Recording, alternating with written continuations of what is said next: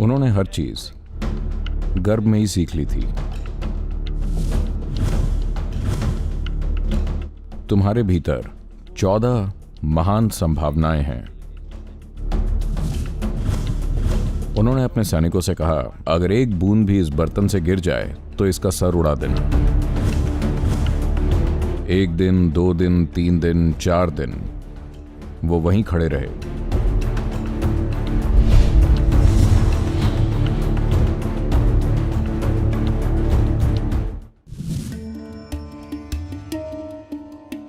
एक ऋषि थे,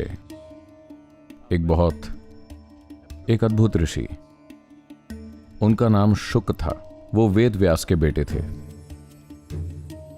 शुक ने वो सब कुछ जो कोई सीख सकता है, सारे शास्त्र, सारा ज्ञान, सारी परंपरा और सब कुछ तब सीख लिया था जब वो अपनी मां के गर्भ में थे। उन्होंने ये सब कुछ गर्भ में सीख लिया था। जब वो बाहर आए तो वो एक छोटे संत की तरह आए। तो वो एक बाल ब्रह्मचारी थे। किसी ने उनको दीक्षित नहीं किया था, पर वो ऐसे ही थे। एक दिन शुक ने सोचा कि उन्हें वैकुंठ जाकर विष्णु से मिलना चाहिए, तो वो वहां गए। द्वारपालों ने उन्हें रोककर कहा, क्या? वो बोले, मैं शुक हूं, वेद व्यास का बेटा, मुझे विष्णु से मिलना है। उन्होंने उसकी तरफ देखा और बोले, हम देख सकते हैं कि आप ज्ञान से ठसाठस भरे हैं। हम आपके शरीर में वेद और उपनिषद देख सकते हैं। हर शास्त्र आपके शरीर में नजर आ रहे हैं, पर आपका कोई गुरु नहीं है। आपको अंदर नहीं आने दिया जा सकता। वापस लौट जाइए। तो शुक दुविधा में पड़ गए, क्योंकि उन्होंने कभी नहीं सोचा कि ये गुरु क्या होते हैं, क्योंकि वो सब कुछ जो कोई जानना चाहेगा वो शुरू से उनके साथ था। तो वो वापस आ गए और अपने पिता से पूछा, पिताश्री, वो मुझे वैकुंठ में नहीं घुसने दे रहे।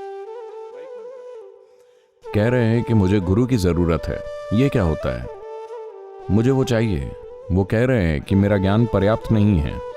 तब वेद व्यास बोले, देखो, सिर्फ एक व्यक्ति है जो तुम्हारे गुरु हो सकते हैं। वो हैं राजा जनक।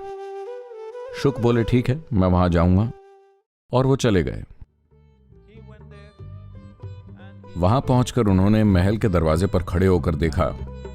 महल को देखा कि ये कितना भव्य ऐशो आराम वाला भवन है, कितनी सुंदरता के साथ बनाया गया है। वो बोले, ये वो जगह नहीं हो सकती जहां मेरे गुरु रहते होंगे। ये कुछ ज्यादा ही आरामदायक जगह दिखती है, जो किसी आध्यात्मिक इंसान के लिए उचित नहीं है। तो वो वापस लौट गए और फिर से जाकर अपने पिता से पूछा। वेद व्यास बोले, सिर्फ जनक ही तुम्हारे गुरु हो सकते हैं। वो फिर से वहां गए और अब जाकर देखा कि महाराज तो बगीचे में अपनी रानी के साथ आराम कर रहे हैं। वो बोले, अरे, ये वो आदमी नहीं हो सकता, और फिर से लौट गए। इस तरह से वो बार बार गए और लौटे, 12 बार। तब 13वीं बार वेद व्यास बोले, देखो, You have 14 great possibilities within you. तुम्हारे भीतर 14 महान संभावनाएं हैं। 12 तुमने 12 बार आने जाने में व्यर्थ कर दी हैं। अब सिर्फ 2 और बची हैं। अब ये तुम्हारे ऊपर है। तो शुक महल के दरवाजे पर पहुंच गए। उन्हें महल का ऐश्वर्य पसंद नहीं आया। जिस तरह से लोग बढ़िया मलमल के कपड़े पहने थे, उन्हें पसंद नहीं आया। वो बोले, ये आध्यात्मिक जगह नहीं है। पर क्योंकि उनके पिता ने उन्हें चेतावनी दी थी कि बस 2 अवसर बचे हैं, अगर तुमने वो गंवा दिए तो तुम सब कुछ खो दोगे, तो वो अंदर चले गए और जाकर बोले, मुझे महाराज से मिलना है। पहली उम्मीद तो उन्हें यह थी कि शुक, वेद व्यास के बेटे, जब आएंगे तो महाराज खुद चलकर उन्हें लेने आएंगे। कोई नहीं आया। तब वो गए और विनती की, मुझे महाराज से मिलना है। तो जनक ने पूछा कि वो कहां खड़े हैं। उन्होंने बताया, वहां। वो उस जगह खड़े थे जहां आमतौर पर महल से बाहर वो सारा कचरा फेंका करते थे, जो जाकर एक गड्ढे में गिरता था। वो उस जगह खड़े थे। जनक बोले, उनसे कहना ठीक वहीं खड़े रहें, और वो उसी जगह खड़े रहे। जैसे ही शाम हुई, वो दिन भर का कचरा वहां फेंकने लगे। वो वहीं खड़े रहे। 1 दिन, 2 दिन, 3 दिन, 4 दिन वो खड़े रहे।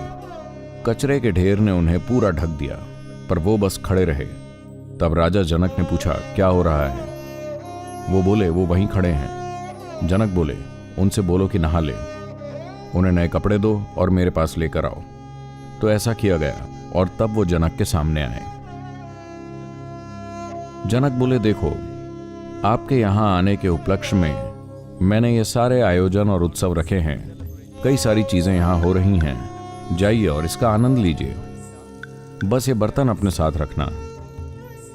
वो बर्तन ऐसा था कि वो दूध से लबालब भरा था। वो बोले ये बर्तन अपने साथ रखिए और जो भी आपके सम्मान में ये आयोजन रखे गए हैं, जाकर इनका आनंद लीजिए और फिर वापस यहां आइए।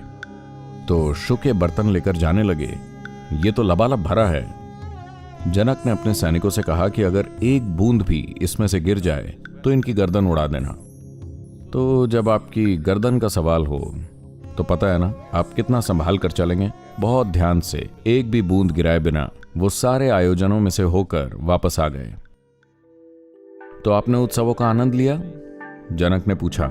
वो बोले कौन से उत्सव, मैं तो बस इस दूध को देख रहा था। तब जनक बोले अब आप समझिए कि ये मैं हूं। बस ये देखने के लिए कि दूध गिर ना जाए आपको इतने ध्यान की जरूरत पड़ी। परमात्मा से निरंतर जुड़े रहने के लिए इससे कहीं ज्यादा ध्यान की जरूरत होती है। पर मुझे देखिए, मैं इसके बावजूद अपने आसपास की हर चीज में शामिल हूँ। आप अभी भी उस स्थिति में हैं कि अगर आप एक चीज पर ध्यान केंद्रित करें तो दूसरी चीज आपसे नहीं हो पाएगी। तो आपको इस पर काम करना होगा। और उन्होंने शुक को अपना शिष्य स्वीकार कर लिया। एक ऐसे व्यक्ति जिन्हें हर कोई जन्म से ही संत की तरह पूछता था, जिनका जन्म ही एक संत की तरह हुआ, पर उन्हें इसकी जरूरत थी। क्योंकि एक चीज है, अपने अंतरतम से जुड़ने के लिए सबसे दूर हो जाना, पर उसके साथ सक्रिय भी रहना एक अलग चीज है। मेरा सारा काम इसी बारे में है। मेरा काम कोई शिक्षा नहीं है, न कोई फिलॉसफी, न कोई विचारधारा, न ही ये शास्त्र से उठाया गया है। ये बस तकनीकें हैं। आपको ऐसी प्रक्रियाएं देना कि आप अगर यहां बैठे हैं तो आपका शरीर यहां है, आपका मानसिक क्षेत्र कहीं और काम कर रहा है, पर आप जो हैं वो इनसे कुछ दूरी पर है। एक बार आपके और आपके शरीर के बीच थोड़ी दूरी हो जाए तो शारीरिक दुख समाप्त हो जाएंगे। एक बार आपके और आपके मनोवैज्ञानिक प्रक्रियाओं के बीच थोड़ी दूरी हो जाए तो मानसिक दुख समाप्त हो जाएंगे। आप हर चीज का आनंद ले सकते हैं, आप हर चीज में शामिल रह सकते हैं, पर किसी भी चीज में उलझे बिना।